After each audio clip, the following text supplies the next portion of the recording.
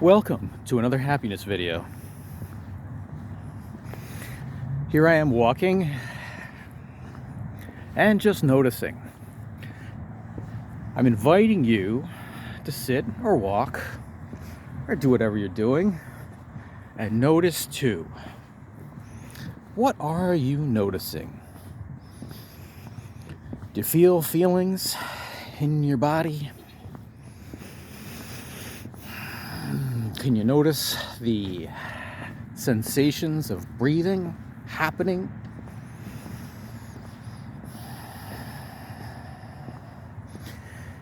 Can you hear the sound of my voice?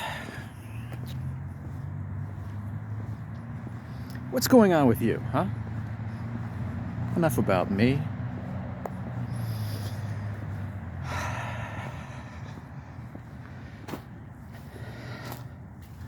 So here's a question, and I wonder what your answer will be. Maybe you won't come up with any answer, and that's just great. Sometimes a search is all you need. Just love that search. Just love that question. And answers will come up without your having to make them.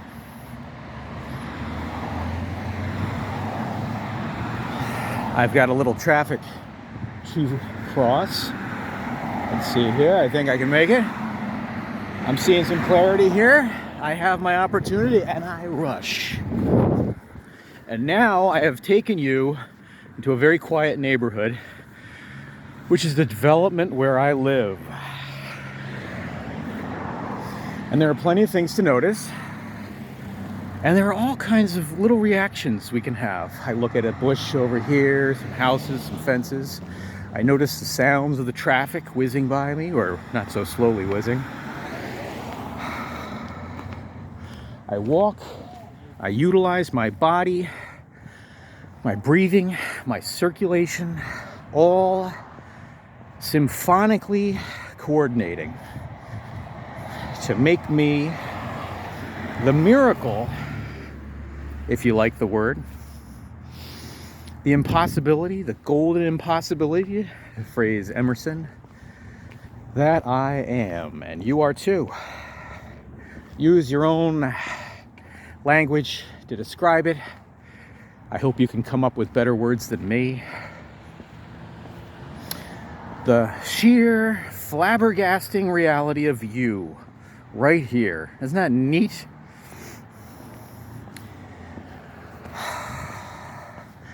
Here's a question that I've been asking myself. It's more of an exploration than a question, because anybody could come up with a sort of a rote answer, an informed answer, a credible answer.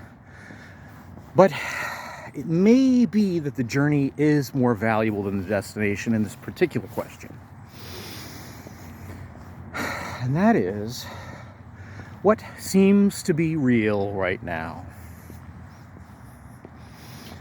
And what would I like to be real right now?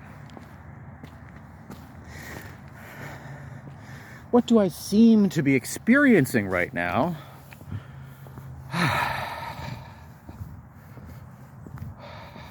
And what would I really, really love to be experiencing right now? I mean, if I could.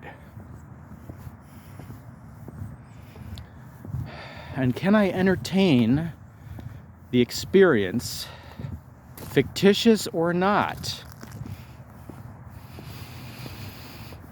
Could I suspend my disbelief and really let myself experience how I would love things to be?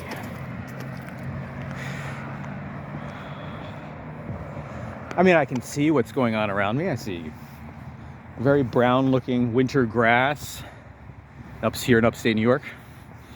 I can see kind of a bright squinty patch of sun behind a ramshackle tangle of tree limbs.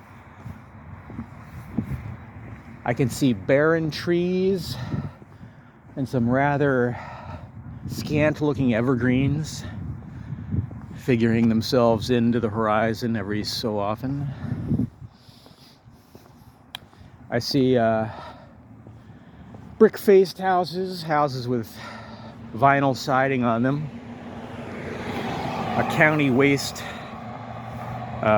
receptacle here, right? I'll tap on it, you can hear it. And look, I'm going to tell you right now, I find it all kind of depressing, tell you the truth. You know, and I wouldn't be alone. A lot of people in New York, upstate, it's almost like a drone. Hate this weather. Wish I was in Florida or someplace warm. I know people who will visit the warmer states or climates and outside the country in the wintertime. But personally, I find it a challenge. If I feel depressed by this weather, and hey, there are a lot more depressing things out there, are there not? I realize that it's actually, I could validate it in other people's eyes. I could commiserate with people who would agree with me. But wouldn't it be nicer to thrill at exactly such a climate?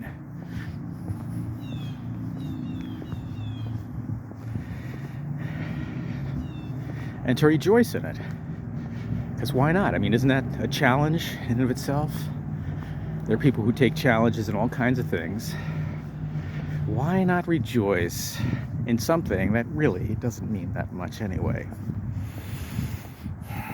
Why not hone one's skills of being able to rejoice, thus boosting the quality of your experience? Would you rather moan? Would you rather fret? Would you rather languish in the doldrums of the gray cesspool of existence? Or would you rather celebrate? Vividly celebrate every molecule of your experience.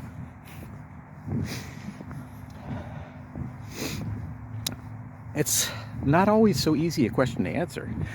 Sometimes it's actually fun. You could almost say about a certain mood a person was in, such as, depression or whatever, that it's really not something to strive against. Why be happy if you can be depressed? Is it really so bad to be depressed?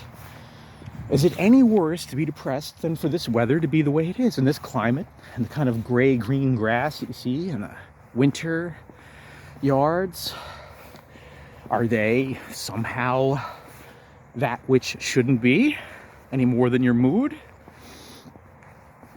No, of course, it's great to be depressed, actually. It is. Because if you can enjoy being depressed, well, funny enough, you stop being depressed in a very natural way. To love your depression, there's something funny about that. But if somebody says, don't be that way, don't feel that, well, then there can be a tendency to resist and to compound one's suffering. Again, I ask you, just notice any feelings that are still there from the outset of this video, things that you were feeling before, experiencing before. Notice if there's anything that has changed with the changes that have happened in this video, the things I've said, the movements I've made, and so on. Just notice what's here right now.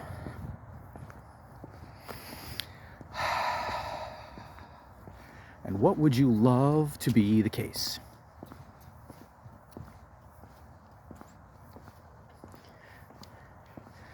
What would you love to be the case? Now, before you answer, have you really let yourself experience it? Huh? How much have you experienced it? Huh?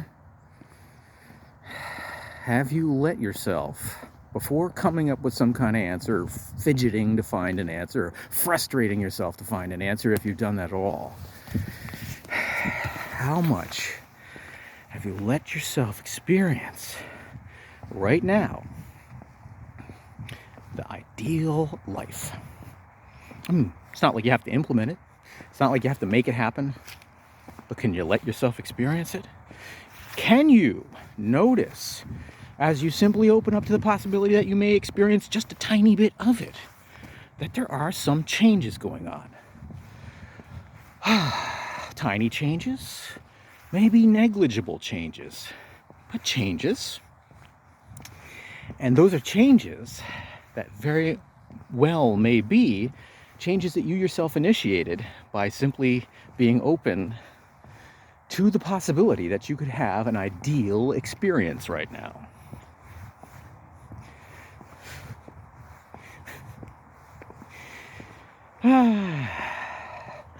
Emotions are funny things. Tell me if I'm wrong in the comments below.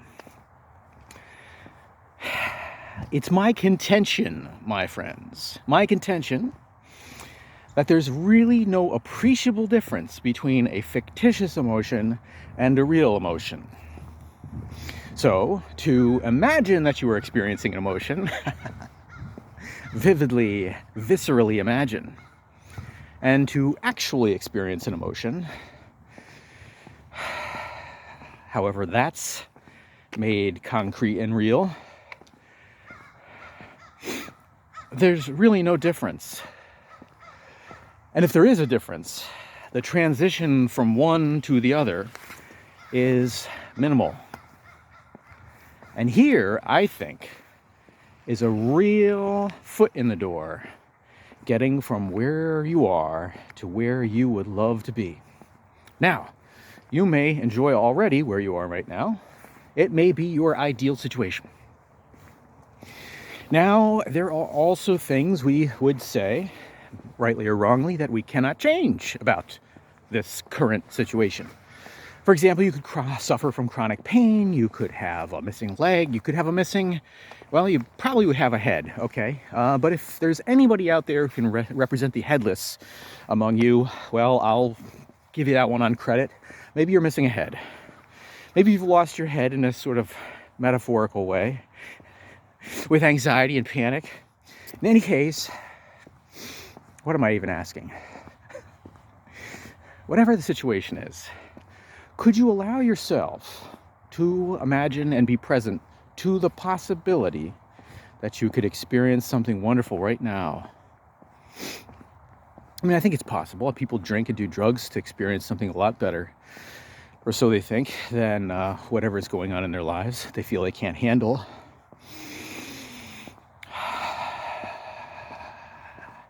Could we do it in a healthier way, a more constructive way? You might say a more imaginative way, sort of prompted by our own willpower, our own sort of minor token initiative. Well, here's one I can give you, is that occasionally, and you haven't seen this, but sometimes you might see it register in my facial expression, that there is somebody walking past me. I feel a little uncomfortable talking to myself in a camera. Especially with this cadence, it feels a little theatrical for me, but it's kind of fun. And I feel a little bit uncomfortable, a little shy. Of course, I've got to get over that if I'm going to continue making these videos, especially while walking through the neighborhood and so forth.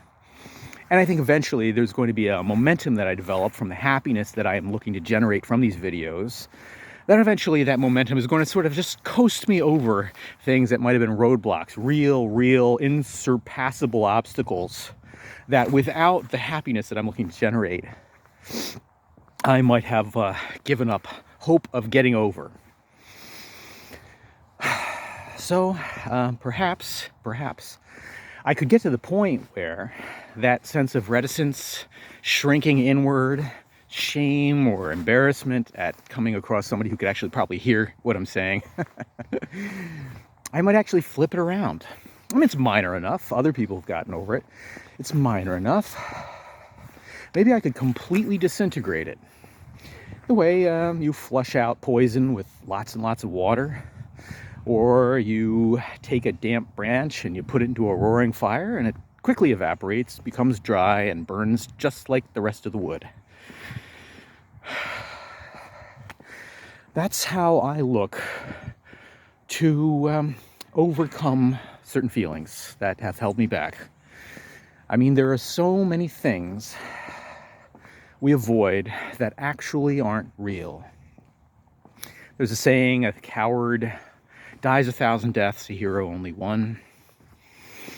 We could take on this attitude, hey, what do we have to lose anyway, right? That whatever feelings seem to be holding back from living our best lives, let's take a look at them, inspect them, call their bluff. What do you say, huh? You in with me? I hope so. Let's call the bluff of that which has seemed to cause us so much fear, and then take the cause away from the external thing and take the cause to where it really, really matters, which is in this moment now.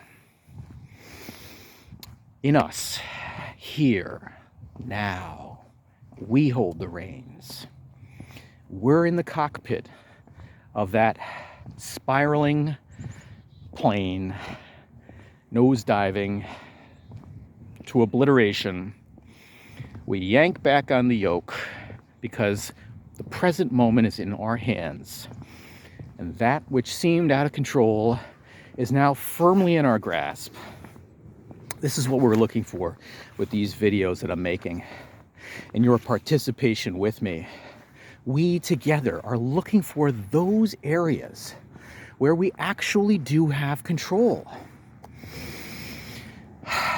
And sometimes we notice, hey, where are we representing reality in ourselves right now? There's obviously an out there, but where are we participating?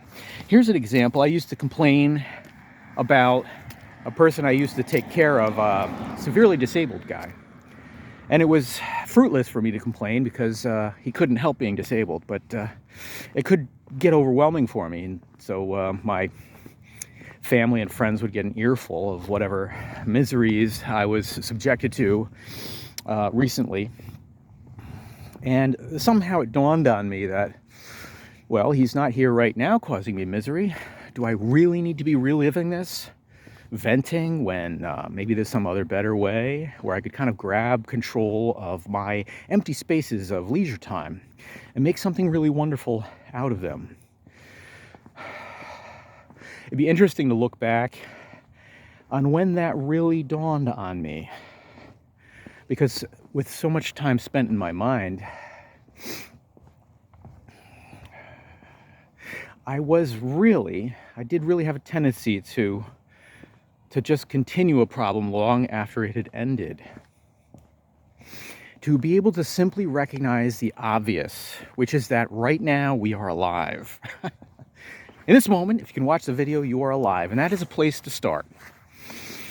And I wonder, if you were able to live your best life, would you be alive during that best life? I wonder. Alive much in the same way you are alive now? I hope so. I hope that at least your livingness, there may be other things that change, of course, but your livingness would prevail in such a situation, as would mine.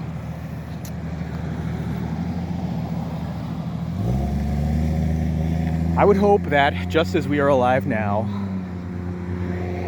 maybe just as you're watching this video now, you might be watching another video of mine or some other video on YouTube or doing something else with your time, and you would be having your best life, enjoying it completely. Imagine if I continued making these videos, and let's imagine a lifeline. It might be anchored in some point across some stormy sea to a ship that's sinking. Let's say right now we're in the sinking ship, and that lifeline is anchored somewhere very, very nice. And someone is drawing us across the lifeline to safety. Let's imagine that these videos are that lifeline. And that, as I continue to make these videos, a nicer and nicer reality might be the backdrop to them. Maybe a better camera. Maybe I'll show you something that I accomplished. I might bring you to other places that represent this accomplishment. I may be speaking in Norwegian or Spanish or French or some language that I've acquired due to my super self-confidence.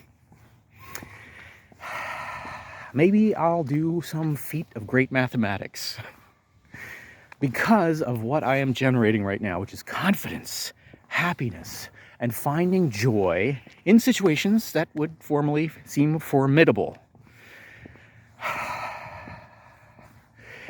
And this chain of videos, you might say, would just be like a lifeline, taking me from here, where, as I stand or walk, I have lost my job, my income, my friend, creative collaborator, someone I've taken care of. So there's a certain kind of down in the dumps thing going on here. And I continue making these videos, interacting with you, maybe more and more of you, maybe more and more of you in terms of one person, and you're becoming more of who you'd like to be. Maybe there are more of you in terms of the population of people who are actually watching.